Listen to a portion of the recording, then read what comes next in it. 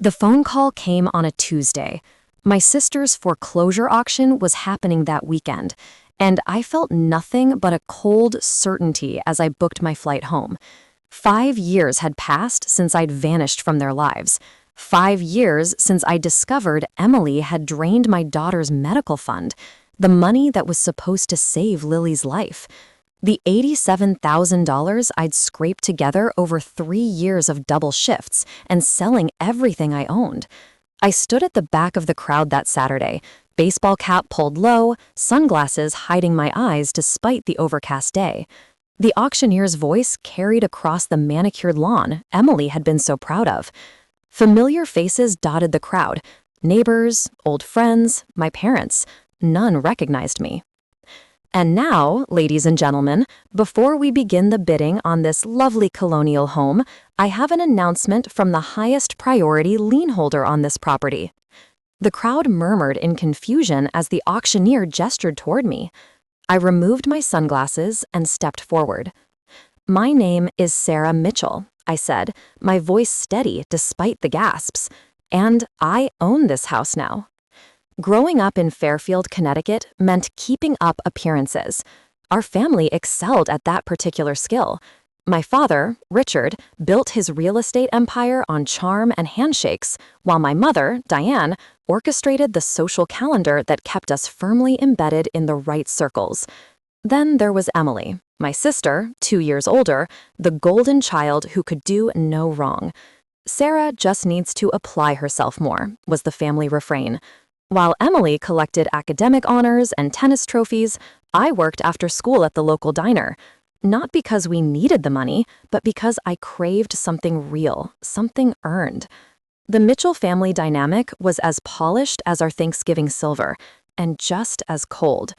I remember my high school graduation party. Dad had invited half the town to our backyard. While making a toast, he highlighted Emily's early acceptance to Yale, despite her having graduated 2 years prior. "And Sarah's going to community college, which is also a choice," he added, with that tight smile that never reached his eyes. The guests laughed politely while something inside me hardened. But life has its way of reshuffling the deck. By 25, I'd built a successful interior design business in Boston. Emily had dropped out of law school and moved back home, working for Dad's company. I married Tom, a pediatric surgeon with kind eyes who loved my stubborn independence. When we had Lily, our perfect little girl with her grandfather's blue eyes, even my parents seemed to soften. Then came the diagnosis, when Lily was 2, a rare blood disorder. Experimental treatments not covered by insurance. $120,000 minimum, the specialist said. Tom and I threw ourselves into fundraising, working overtime, selling our condo for a tiny apartment. My parents contributed $10,000, all they could spare, while renovating their vacation home in Nantucket. Emily promised to organize a charity gala. The grand gesture came 6 months later. Emily called, voice brimming with excitement. "I've been working on something big," she said. "The gala raised $43,000, and I've been investing it. I've nearly doubled it, Sarah. I just need you to sign some papers to access the final returns." Hope bloomed, dangerous and bright. With the money we'd already saved, we'd have enough for Lily's treatment. I signed the papers without reading the fine print, a mistake born of desperation and misplaced trust. 3 weeks later, the bank called. Our medical fund had been emptied, every penny gone. When I confronted Emily, she had an elaborate story about market crashes and unfortunate timing. But the new BMW in her driveway and her sudden trip to Paris told the real story. Dad stood by her, suggesting I'd misunderstood the investment strategy. Mom wondered if perhaps I'd been confused about the numbers. The truth, the secret I discovered after hiring a forensic accountant, was far worse than simple theft. Emily had forged my signature on multiple documents, opening lines of credit in my name. She'd been systematically stealing from me for years, small amounts I'd attributed to my own poor bookkeeping. The medical fund was just her biggest score. And the most devastating part? She'd done it with my parents' knowledge. Not explicit approval, perhaps, but willful blindness. Emily has always struggled with money management, Mom had whispered when I showed her the evidence. We can't let this destroy the family, Sarah. Think of your father's reputation. That night, I made a decision that changed everything. I liquidated what remained of my business, took Lily, and disappeared. No goodbyes, no forwarding address. Tom and I had divorced by then. The stress of Lily's illness had broken us in different ways, but he supported my decision, agreeing to meet us in secret whenever he could. We started over in Seattle. I found alternative treatments for Lily through a research hospital, worked 3 jobs, and slowly rebuilt our lives. My daughter grew stronger as I grew harder. 5 years of silence, of looking over my shoulder, of explaining to Lily why she couldn't call her grandparents or aunt. 5 years of nightmares about what Emily had stolen, not just money, but Lily's chance at a normal childhood. Then came the email from my old neighbor in Connecticut. Thought you should know, Emily's house is being foreclosed. Your parents seem to be in financial trouble too. There are rumors about Richard's company. I should have deleted it, should have protected the new life we'd built. Instead, I found myself researching Emily's mortgage, discovering she'd used my stolen money as the down payment. The house itself was evidence of her crime. It took 3 months of working with lawyers, providing evidence of the fraud, and leveraging my sister's mountain of unpaid debts. I won the lien against the property. Justice was finally within reach, but I wanted more than legal victory. I wanted them to see me. The week before the auction, I flew back to Connecticut alone. Lily stayed with Tom. She was 10 now, in remission, and too precious to expose to what I planned. I rented a car and drove past my parents' house. It looked smaller somehow. The lawn overgrown, a for sale sign stood in the yard. At the local coffee shop, I overheard the gossip. Richard Mitchell's company had collapsed under federal investigation. Tax fraud, misappropriation of client funds. The family name now whispered with scandal instead of reverence. I checked into a hotel under a false name and prepared for Saturday. The auction was scheduled for 11 a.m., a public spectacle for a family that had always prioritized public perception. That morning, I arrived early and watched from my car as Emily paced the driveway, designer sunglasses hiding what I imagined were tear-stained eyes. My parents pulled up in a car I didn't recognize, a modest sedan replacing their usual luxury vehicle. They huddled together, a tight circle of 3, as neighbors and spectators began to gather. "We'll figure something out," I heard my father say as I walked past them, unrecognized. "We always do." The auctioneer arrived, papers were signed, and the crowd grew. I spotted former friends, business associates, even my high school English teacher. The vultures had come to witness the Mitchell family's fall, the same people who had eaten our food and smiled at our parties. As the auctioneer prepared to begin, I saw Emily pull my father aside, their voices rising. "You promised you'd fix this," she hissed. "You said your contacts at the bank?" "There's nothing left to fix," he snapped back. "If you hadn't been so reckless with the investments." "Oh, that's rich coming from you," Emily laughed bitterly. "Who taught me how to manage other people's money in the first place?" My mother stepped between them, always the peacekeeper. "Please, not here, not now. People are watching." I moved closer, my heart pounding. The crowd parted unconsciously, creating a path between me and my family. Just as the auctioneer called for attention, I heard Emily say the words that shattered any lingering doubt. "At least Sarah's not here to see this. Thank God she gave up on Lily's treatment. Can you imagine if we'd had to pay that back too?" Time seemed to stop. The auctioneer's voice faded to background noise as rage crystallized inside me. Gave up on Lily's treatment? As if I'd abandoned my child the way they had abandoned me? I moved forward, removing my sunglasses and cap in one fluid motion. The auctioneer noticed me approaching and paused, perhaps sensing the electric tension suddenly charging the air. "Excuse me," I said, my voice carrying across the now silent yard. I believe there's been a misunderstanding about this auction.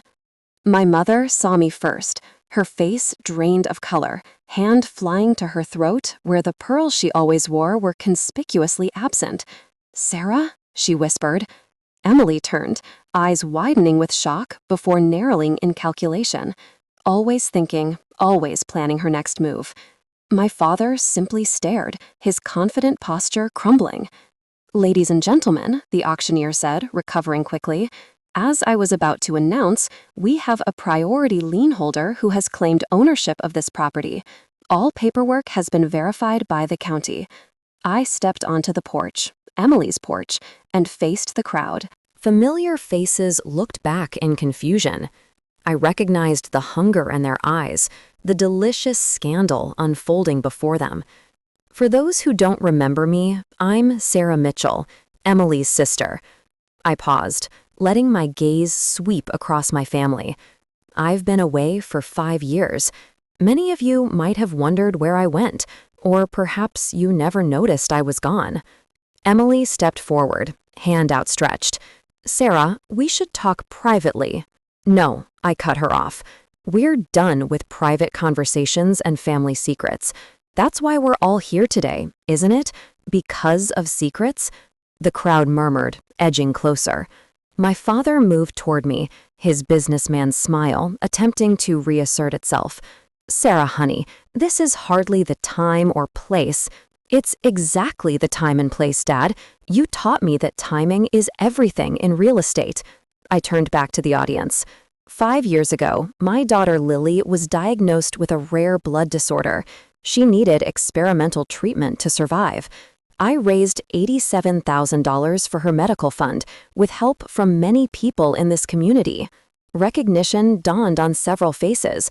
They remembered the fundraisers, the donation jars in local businesses. My sister, Emily, volunteered to manage that fund. Instead, she stole every penny. I pulled out a folder and held it up. I have bank records, forged signatures, and witness statements proving she used that money to buy this house and fund her lifestyle. Gasps rippled through the crowd. Emily's face contorted with fury and fear. "That's a lie. I invested the money. There were complications." "Like your trip to Paris? Your new BMW? Tell me, Emily, were those investment strategies too?" My mother pushed between us, her social training kicking in despite the catastrophe unfolding. "Please, let's all calm down. Family matters should stay within the family." "Family?" The word tasted bitter. "You stopped being my family when you chose to protect a thief instead of a dying child. When you suggested I forget about the money because Emily has always struggled with finances." I turned back to the crowd, which had grown larger as neighbors noticed the commotion. My parents knew what she did. They covered for her, worried more about their reputation than their granddaughter's life. My father finally snapped. "That's enough. You've always been dramatic, Sarah. Always needed to be the center of attention. If you'd just been patient, we would have helped with Lily's treatments eventually." His words hung in the air, damning in their callousness. The crowd's sympathy visibly shifted toward me. "Eventually wasn't soon enough for my daughter," I said quietly. "Fortunately, I found a way without you. Lily is in remission now. No thanks to any of you." Emily lunged forward suddenly, grabbing my arm. "You can't do this. You can't take my house."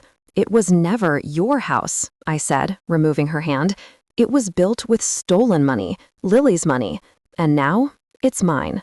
I nodded to the auctioneer, who cleared his throat. "The auction is canceled. The property has been legally transferred to Sarah Mitchell through court order." As I walked away through the parting crowd, my father called after me, his voice breaking with something that might have been regret. But it was too late for that. 5 years too late. The aftermath unfolded like a hurricane. I checked into my hotel that night to find 17 voicemails and 32 text messages. Old friends expressing shock and support. Neighbors offering information about my family's other misdeeds that had surfaced in my absence. Reporters seeking interviews about the medical fund scandal, as they were already calling it. Emily sent a series of increasingly desperate messages, alternating between threats and tearful apologies. "You've ruined everything," the last one read. "I hope you're satisfied." I was surprised to find that I wasn't satisfied. Not completely. The victory felt hollow compared to what had been lost. Years of my daughter's childhood tainted by illness and betrayal. A family irreparably fractured. The morning after the auction, I met with my lawyer to finalize the property transfer. As we reviewed the documents, she pointed out something I hadn't noticed. "Your sister refinanced the mortgage 3 times in 5 years," she said. "The equity's been stripped. There's barely anything left." I laughed until tears came. Of course, Emily had burned through Lily's money and then some. The house I'd claimed was a hollow victory, worth far less than what had been stolen. As I left the lawyer's office, I received a call from an unexpected source. My father's former business partner, Howard. "I've been trying to reach you for years," he said when we met for coffee.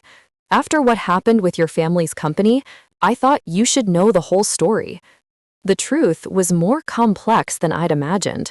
My father's business had been built on financial manipulation and fraud from the beginning. Emily hadn't learned her tactics in a vacuum.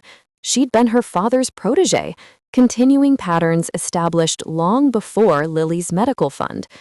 "Richard kept 2 sets of books for decades," Howard explained. "When the feds started investigating, he transferred assets to Emily's name. Your mother knew everything, but convinced herself it was just creative accounting." I thought about my childhood, the emphasis on appearances, the dismissal of my practical nature.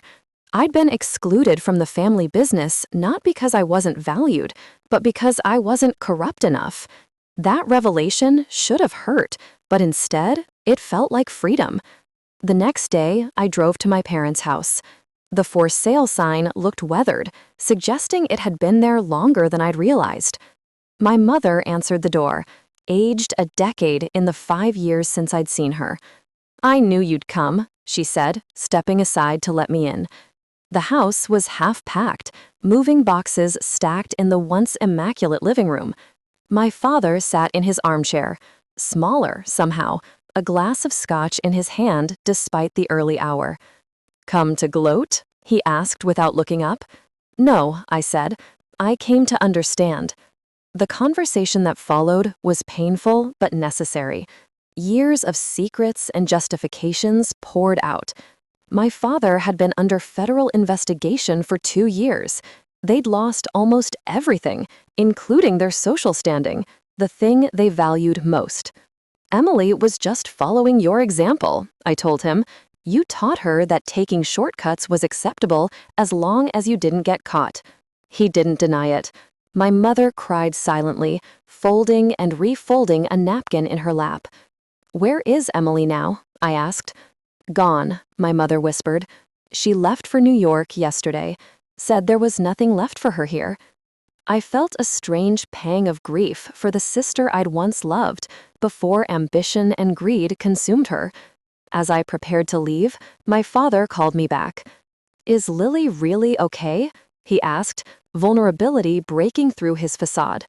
I showed him pictures on my phone, Lily at her school play, Lily hiking in the mountains near our Seattle home, Lily smiling with her friends. "No thanks to you," I said, "but yes, she's thriving." The following week, I listed Emily's house for sale. The real estate market had recovered enough that I could recoup some of what was stolen. Not all, but enough. With the proceeds, I established the Lily Mitchell Foundation, dedicated to helping families cover experimental medical treatments for children with rare diseases. The first family we helped lived just 3 blocks from my parents' old house. The unexpected twist came 6 months later. A letter arrived from Emily, postmarked from Chicago. Inside was a cashier's check for $15,000, nowhere near what she'd stolen, but significant nonetheless. And a simple note. "For Lily's Foundation. It's a start." I learned she'd taken a job as an administrative assistant at a nonprofit, starting over from scratch. No family connections, no stolen money to smooth her path. I didn't respond, but I deposited the check into the foundation account. My parents sold their house and moved to Florida, downsizing to a modest retirement community. We exchange birthday and Christmas cards now, a distant, civil relationship that may never heal completely but has found its equilibrium. As for me and Lily, we stayed in Seattle, where we'd built a life and a community that had nothing to do with the Mitchell name or legacy. Tom remarried but remained a devoted co-parent, spending every other weekend with the daughter he'd almost lost. The house in Connecticut, the physical embodiment of my sister's betrayal, eventually sold to a young family with 3 children. I drove by before leaving town and watched them playing in the yard, their laughter reclaiming a space once poisoned by greed. Some things can't be fixed, I told Lily when she asked if we'd ever be a family with her grandparents and aunt again. But that doesn't mean we can't build something new and better. As I stand here today, 5 years after the auction that changed everything, I realize that reclaiming my power didn't happen in that dramatic moment on Emily's lawn. It happened in the 1,000 quiet decisions that followed, choosing forgiveness without forgetting, building boundaries without bitterness, and transforming pain into purpose through Lily's foundation. The hardest lesson wasn't learning that my family betrayed me. It was accepting that justice doesn't heal all wounds. The money recovered will never equal what was taken, but Lily is healthy, happy, and growing up understanding that her worth isn't measured by a bank account or a family name. Sometimes the family we're born into isn't the family we need. Sometimes we have to build that for ourselves. If you're facing your own betrayal, remember that your story doesn't end at the broken place. It begins there. If this story resonated with you, please subscribe to hear more journeys of resilience and recovery. I share a new chapter each week. And remember, even in your darkest moments, you're never as alone as you feel.